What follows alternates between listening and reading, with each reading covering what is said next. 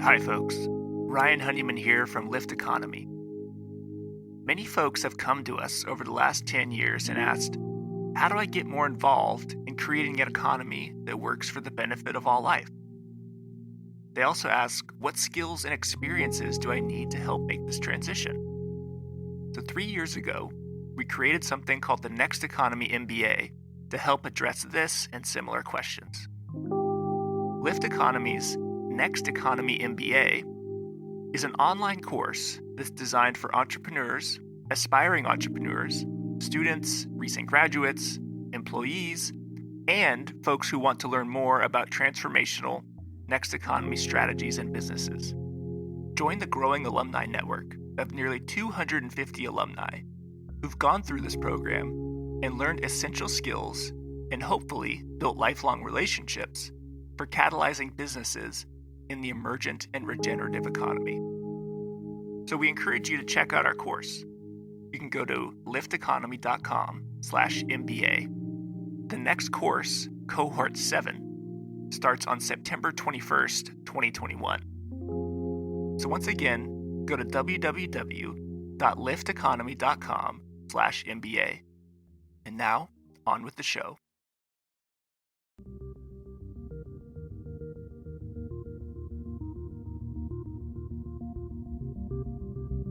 Welcome to Next Economy Now.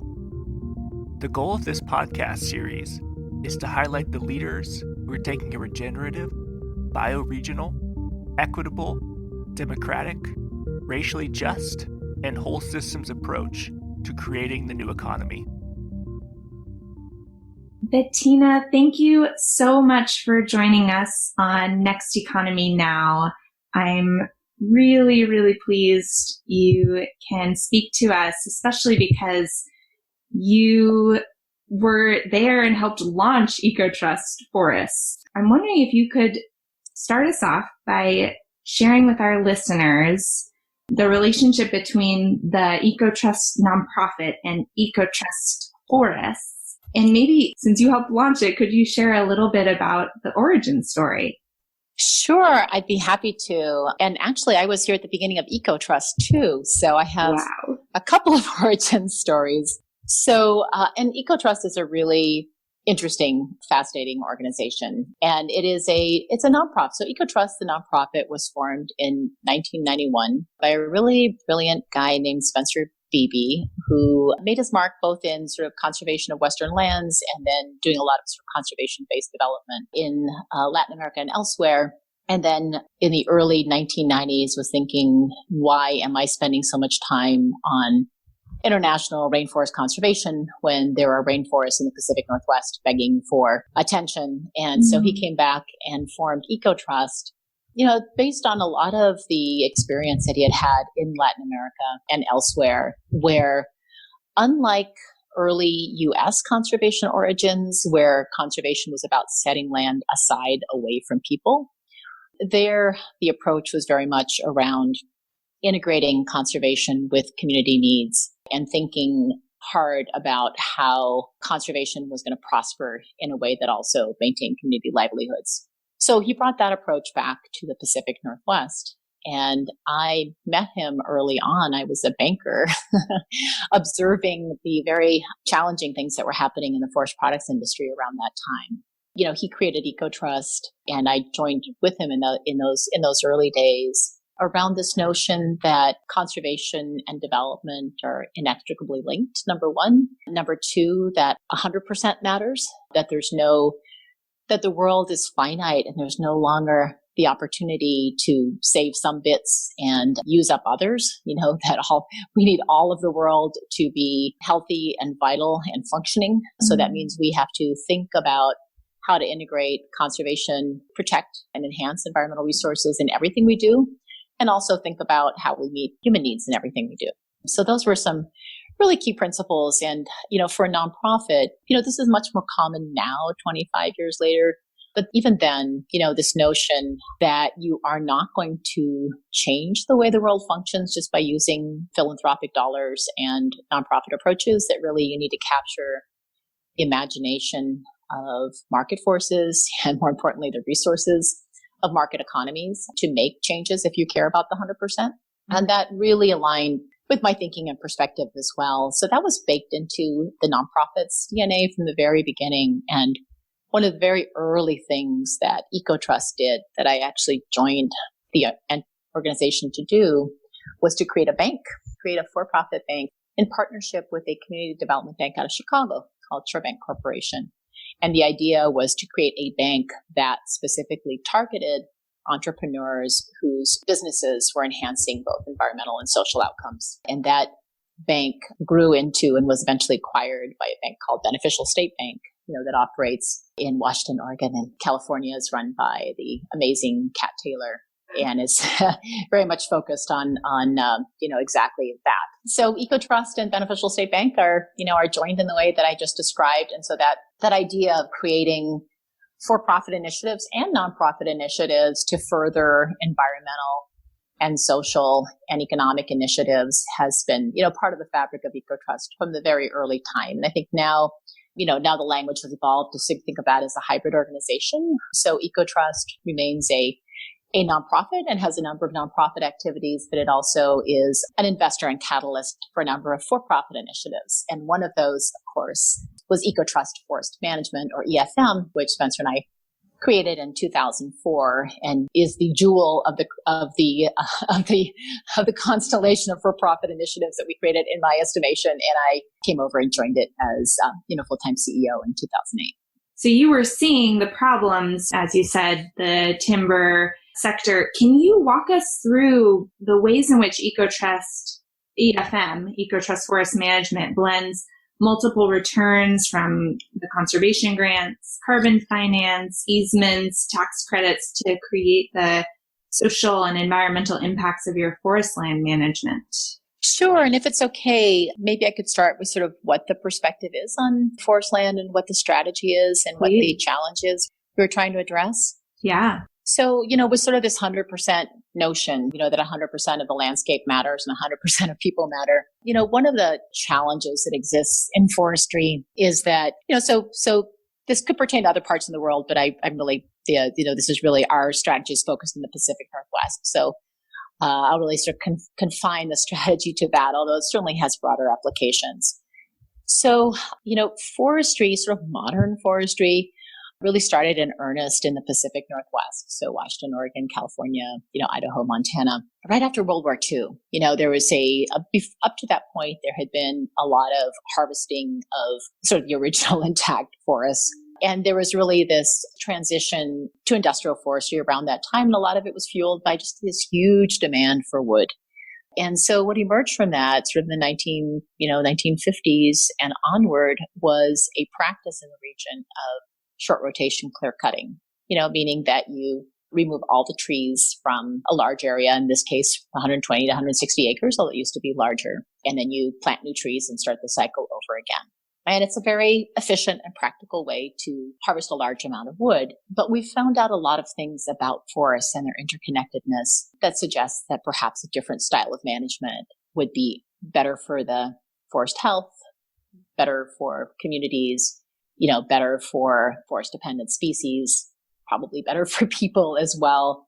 And these are all things that we've learned, over the last half century. And one of them, of course, is that the world's increasingly finite. There's a lot of population pressure. The forests in this region and other regions as well aren't just about providing timber.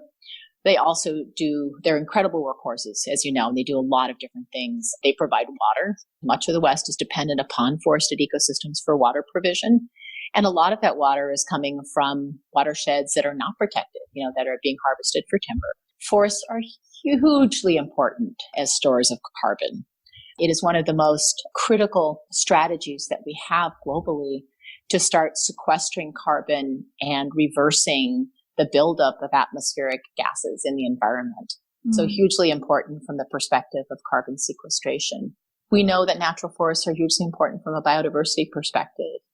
And in our forests here in the West, it's about Pacific salmon that co-evolved with forests, northern spotted owls, marbled murrelets, which is this wonderful small seabird that spends most of its life at sea, but comes to roost on the limbs of old moss-covered trees to nest. and a whole, host of creatures that are dependent on forests. And then, of course, we love our forests for recreation. We love them for our scenic values. They're important for foraging. They're important for hunting, and so on. And so, in a world that's increasingly finite, and with our improved recognition of the services that forests, the vital services that forests offer, and that's just touching the surface. We haven't even talked about, soil formation and climate regulation and all the rest of it. We need a different approach to managing forests. Right. In Japan, forests are even integrated into the health system, and doctors will prescribe walks in the forest to reduce hypertension and stress and cortisol levels. That makes perfect sense. That makes perfect sense when I think about how I feel after I walk through a forest.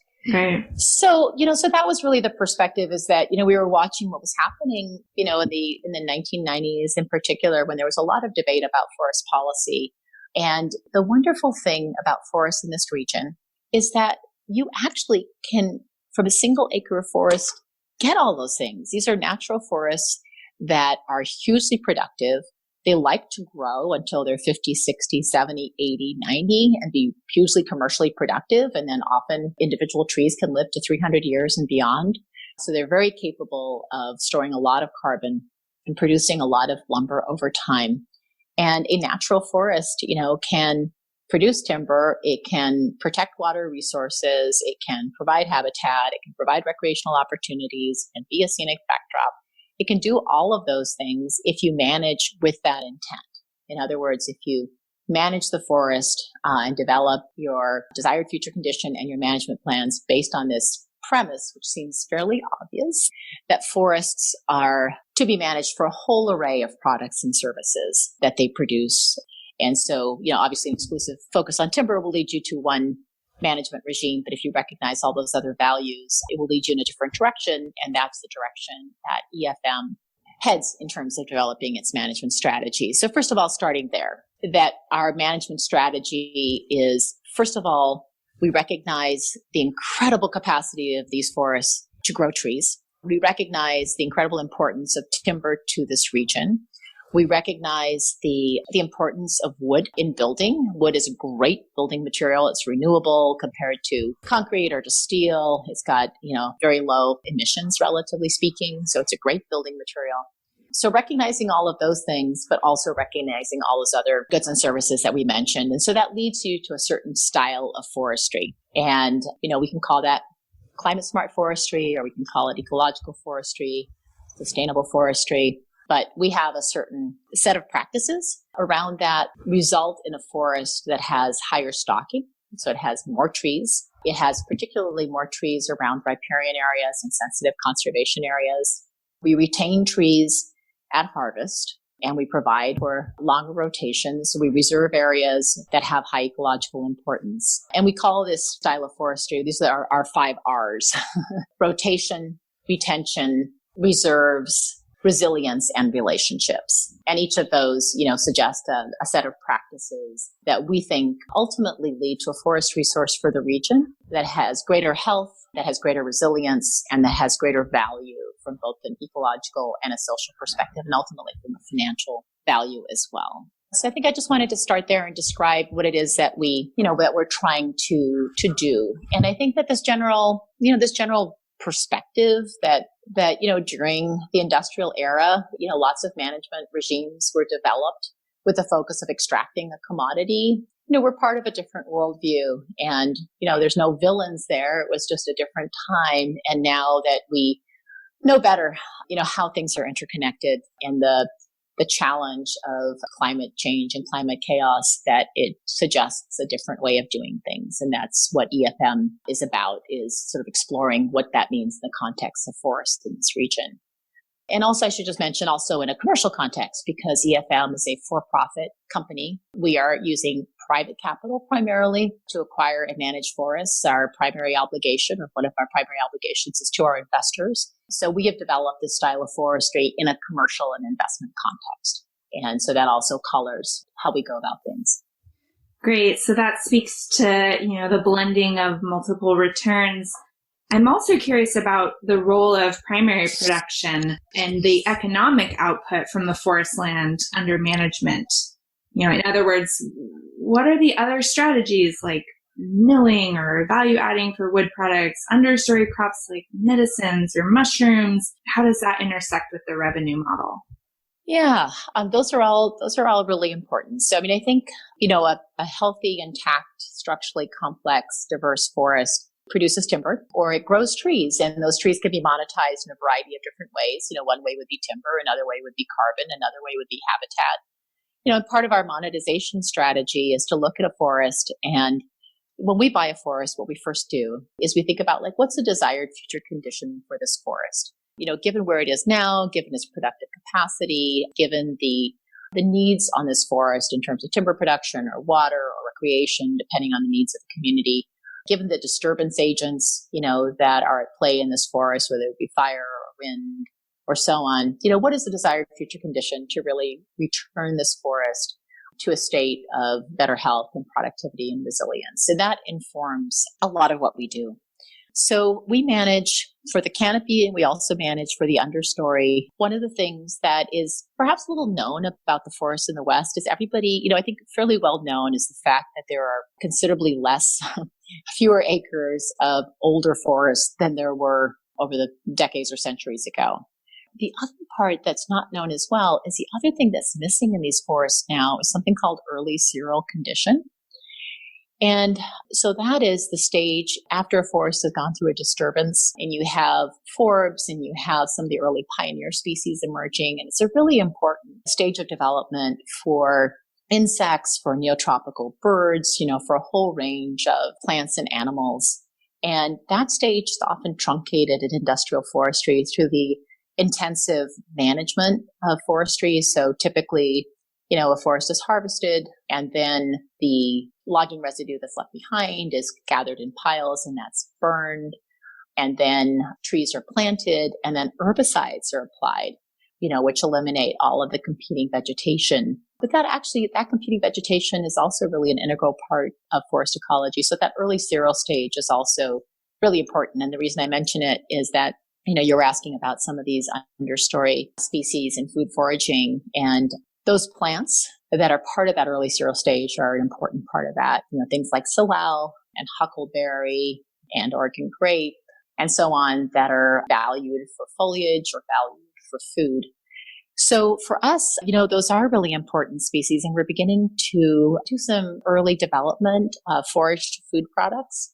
And those include a number of berries that used to be really an important part of the food economy for Native people. The salal berry, being an example of that. So it's an evergreen shrub, Gaultheria chalon, which is used extensively in the floral industry now. But the berry used to be a really important part of Native diets. And it's a berry that's really gone out of commercial production. And we're beginning to experiment with products from salal and from other forest berries. And then, other food products from the forest floor, such as mushrooms, ferns, and so on, that bring value to the understory and also bring awareness, to the ecological function of the understory.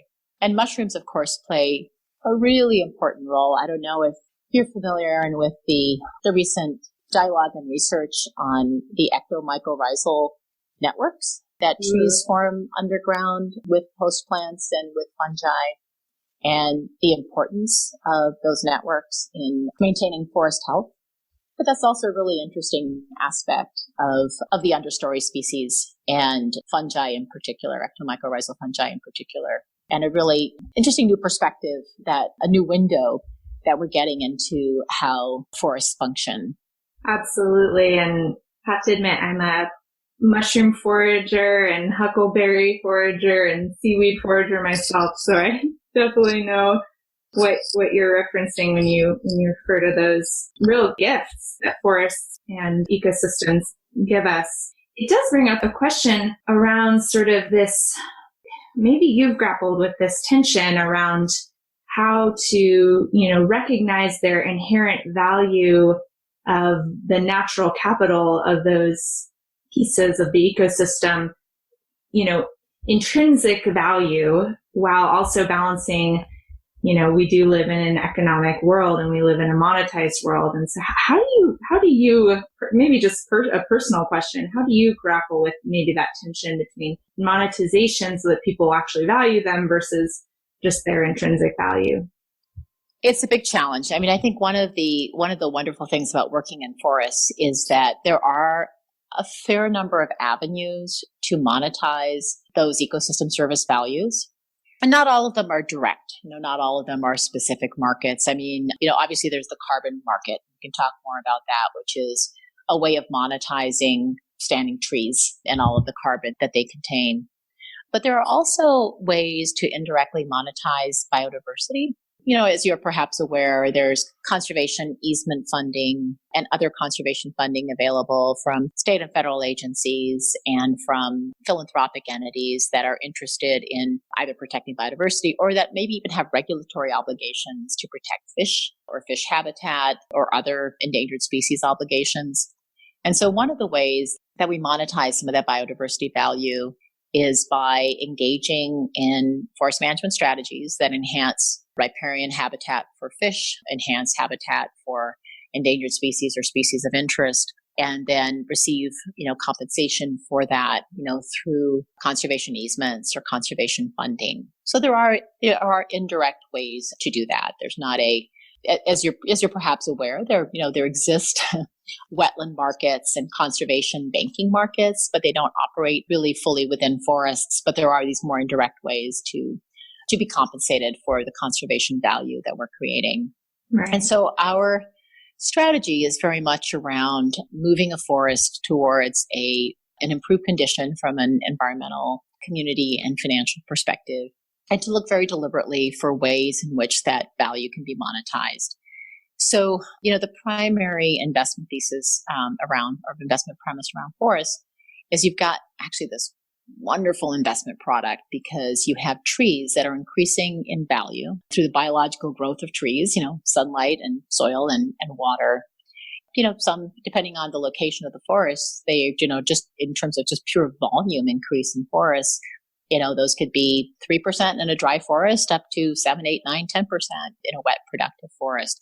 So that is really the economic driver of value in a forest from an investment perspective. And then how you monetize that value is a differentiator. So you can monetize it just by cutting the timber, or in the case of what we do, is we're monetizing it through some timber harvest, some pursuit of carbon markets to really reward you for the standing timber, pursuing conservation markets in terms of enhancements to biodiversity or to water quality. So there's also water funding that's available. And piecing together funding from an array of private and public sources that together, really, the goal would be to achieve an appropriate investment return, through that array of monetization strategies. And forests, really in this region, and because of the conservation value that they present and the value that they present in terms of water provision, lend themselves to that strategy. This is so fascinating, and I'm so appreciative of you putting that finer point on that blended approach, which I think really helps our listeners expand their vision, certainly of business and economy, and certainly as it relates to forests. So thank you for that. I want to go now to another worldview, which is you already brought up the First Nations people and Indigenous people that modeled this sort of wild tending of forests. I'm curious how Ecotrust, how you think about that, how Indigenous perspectives might influence your approach. Are there partnerships that you've observed or potentially even supported in bringing in more Indigenous perspectives or collaborations in your work? Yeah, no, absolutely. So EFM is very informed by Native strategies in the region around forest management and worldview in general. So, first we really pay attention to whose ancestral land a forest is in, make contact early, and it can go from there in a variety of different directions. We have a couple different funds. One fund is really focused on sort of perpetual ownership of forest and really discovering sort of what happens over time as you really manage a forest for longer rotations and greater retention in terms of its financial and environmental value. Our second fund is focused on transitioning land from industrial ownership into tribal and community and conservation oriented ownership. So, there very directly, we're working with tribes that are seeking to reacquire their ancestral lands. And we can sometimes act as an intermediary where they have an interest in acquiring a forest. They don't have immediate available capital. We will go and acquire that forest and start it on its restoration path, working very closely with them on that forest management strategy as they assemble the resources to acquire the forest.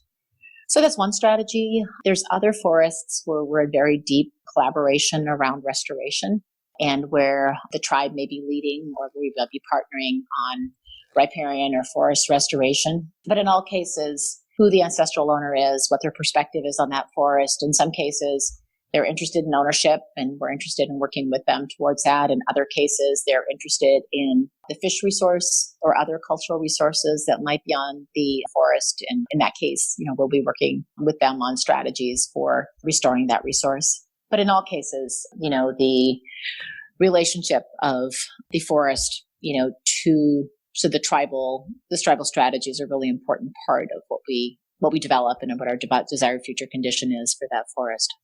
That's an incredible outcome of returning land into native stewardship and ownership.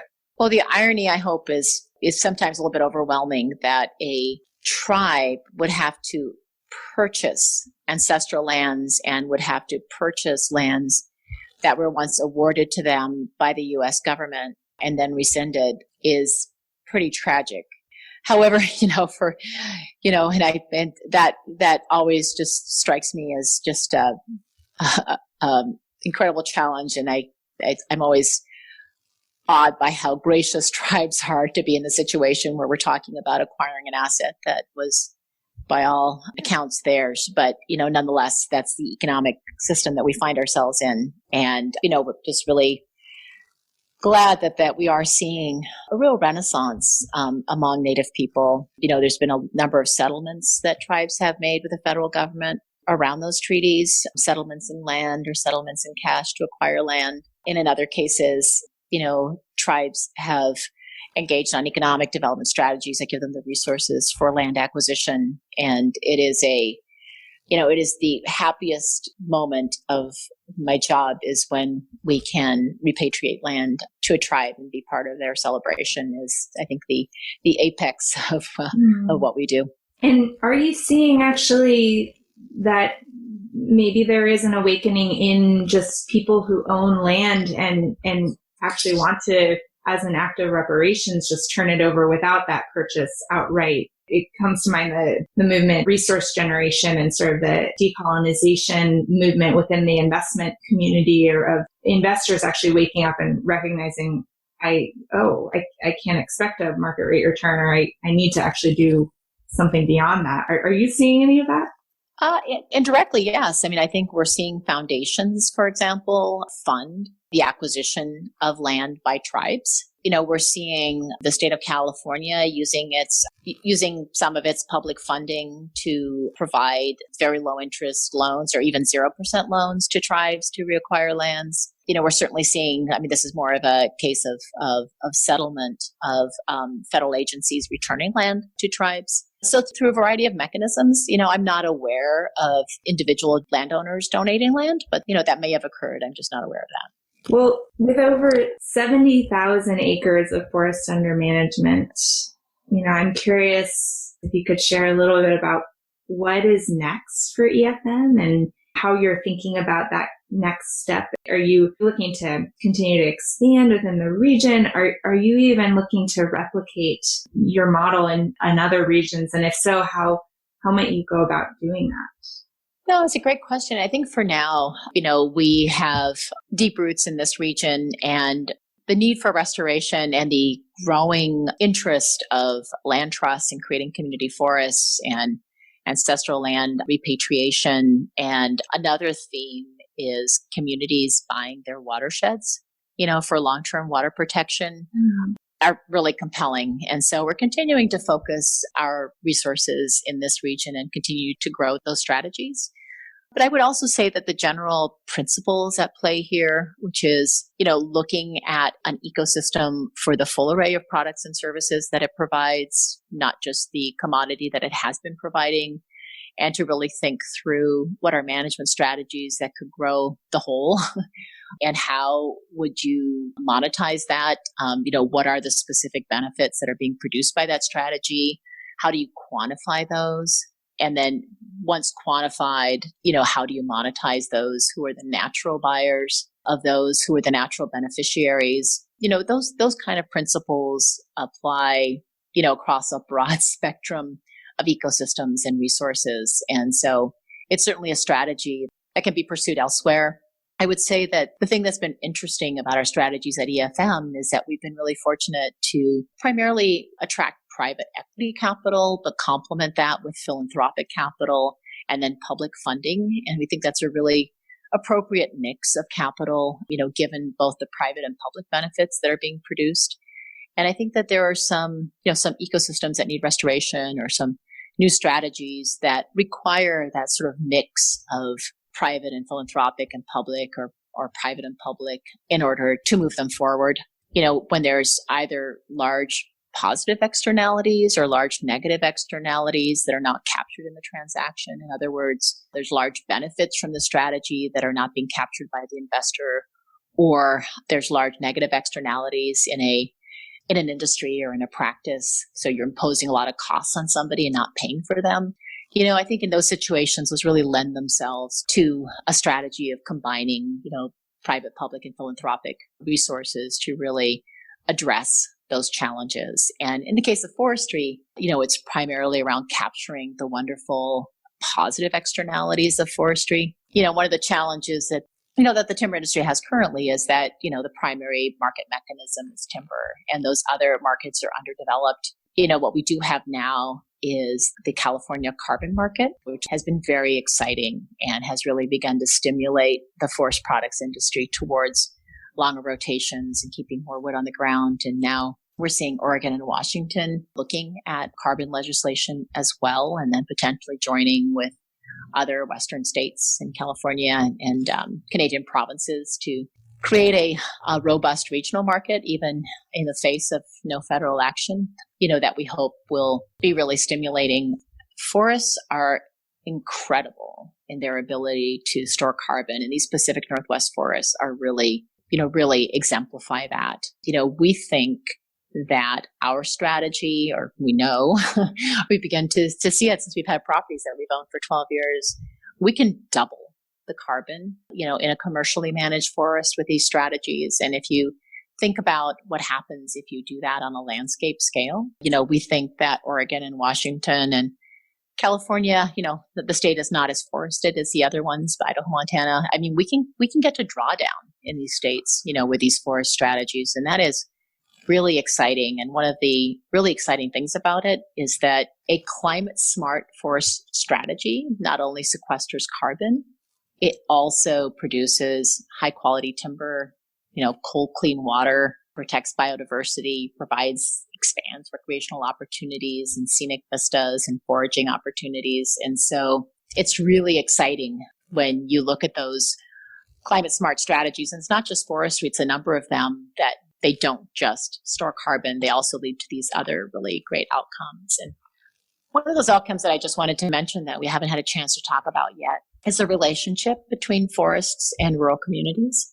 This is something that I think is really, we talked at the beginning about the link between conservation and development, or conservation and community, and the importance of the strategy that you're engaged in providing benefits to the communities that surround you. And so you become mutually self-reinforcing. And a lot of our rural communities in this region and elsewhere, have been left behind by resource strategies. And, it's really tough if you're a rural community, you're surrounded by forests and you're not participating economically, in that resource. And so a lot of our focus is on how does, our forest management strategy provide stable local jobs? And, you mentioned value added. One of the challenges of the forest products industry, which is kind of mirrors what's been happening in agriculture, is that processing facilities are getting bigger and bigger and further away.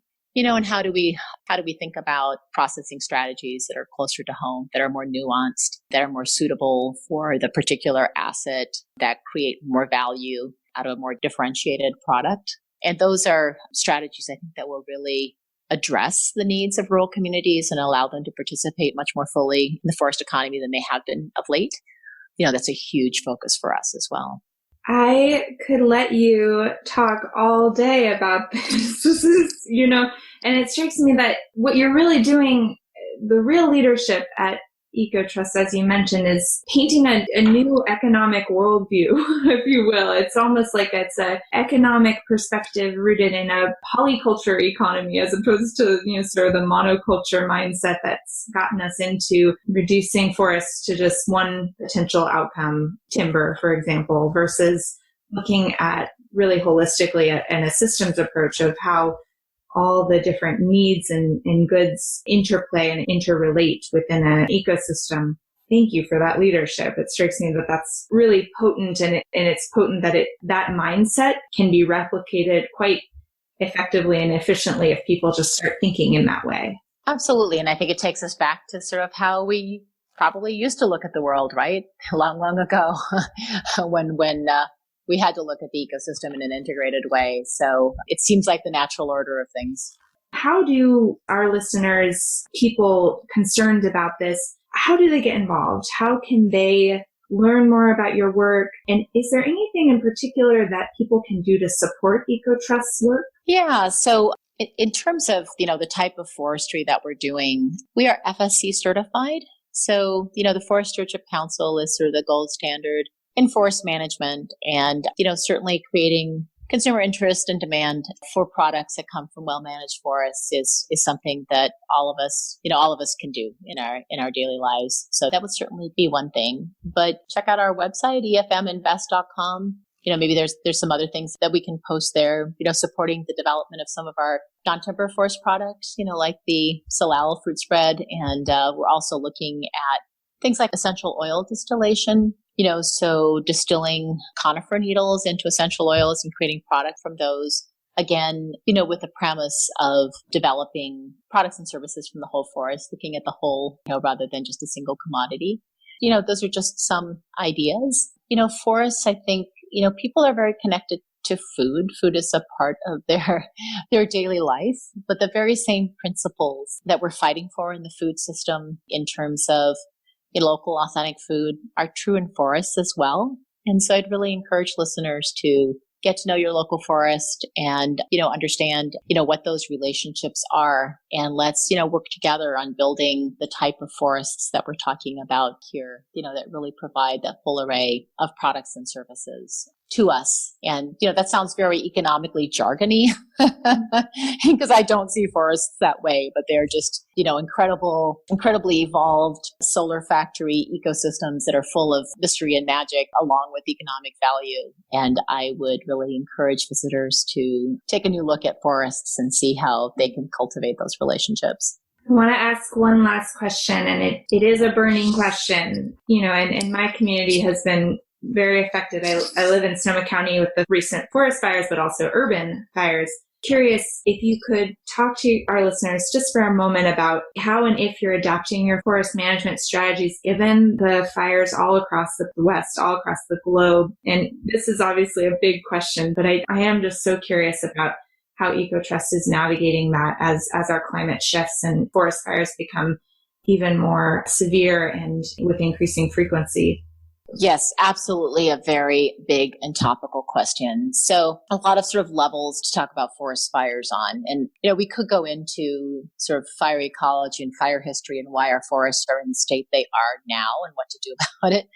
But that's a bigger topic that we could leave for another day. And let me talk, instead about what we're doing. So first of all, forest fires are just fire is part of forest ecology. From an investment perspective, we're really thoughtful about how much, there's dry side forests, there's wet side forests, they have different incidents of forests. So just from a portfolio management perspective, we really think about how much fire risk we want to have in our portfolio. So that's one level. The second is there is a lot that one can do to minimize fire risk and what the fire response is. So lightning strikes will happen. Human-caused forest fires are more manageable, and we have a lot of strategies to deal with those. The first thing that we do when we acquire a forest is our fire management plan. And that is, working with the fire agencies all about road access and where the water points are and so on, so that we can detect forest fires quickly, so we can act quickly, so we can cooperate with authorities and so on. The third element is very important, is actually reducing fire risk in your forests. And so fire risk is increased when you have dense, overstocked forests that are stressed and invite disease and insects and then fire as a result. Fires that are ground fires are, there are healthy fires, right? They sweep through the ground and clear away the brush and trees that are dry and not as healthy. Crown fires are the dangerous fires, when fire leaps into the crowns and starts then leaping crown to crown. So, there's strategies that you can do, like shaded fuel breaks and thinning, that reduces the density of those overstocked stands and begins to create the conditions in which the remaining trees can grow vigorously and regain health. And so, we engage in those practices in our fire-prone forests from the very beginning: shaded fuel breaks, the thinning, reduction in density, and so on. And we have a huge challenge in the interior West. We've suppressed fire for decades. We have climate change. Rather than engaging in these practices that I'm just describing, we're responding to fires rather than accelerating the conditions ahead of time. And so it's a huge issue, but it's also a huge opportunity to really improve forest health. And so we're engaging in those forest by forest in our portfolio. We're very eager, and we're collaborating with federal and state agencies and other private landowners to start thinking about how to integrate these strategies on the landscape scale. So, fire's here to stay, and it's going to take some resources to be able to manage it, but we do have the tools to do it, and we need the political will to stay ahead of fire risk rather than just be responding to it. Well, thank you so much, Bettina. Thank you for your work, your creativity, your perseverance. Thank you so much for sharing your knowledge with our listeners. I know personally I learned a tremendous amount just in this short hour speaking with you. And I really do feel like one of the biggest takeaways that I'm bringing from this conversation is the open source strategic thinking that you're bringing in terms of encouraging people to really think this way and develop their own mindset around creating more models like this in their own bioregions. Thank you so much for your time, and we will definitely share with our listeners ways that they can support and continue with their own journey learning this through the show notes. Next Economy Now is a production of Lift Economy. To listen to all of our episodes, go to lifteconomy.com/podcast. That's LIFT economy.com/podcast. You can also sign up for our monthly newsletter at lifteconomy.com/newsletter. Please also rate and review our podcast on iTunes, Spotify, Stitcher, or wherever you get your podcasts. Thanks for listening.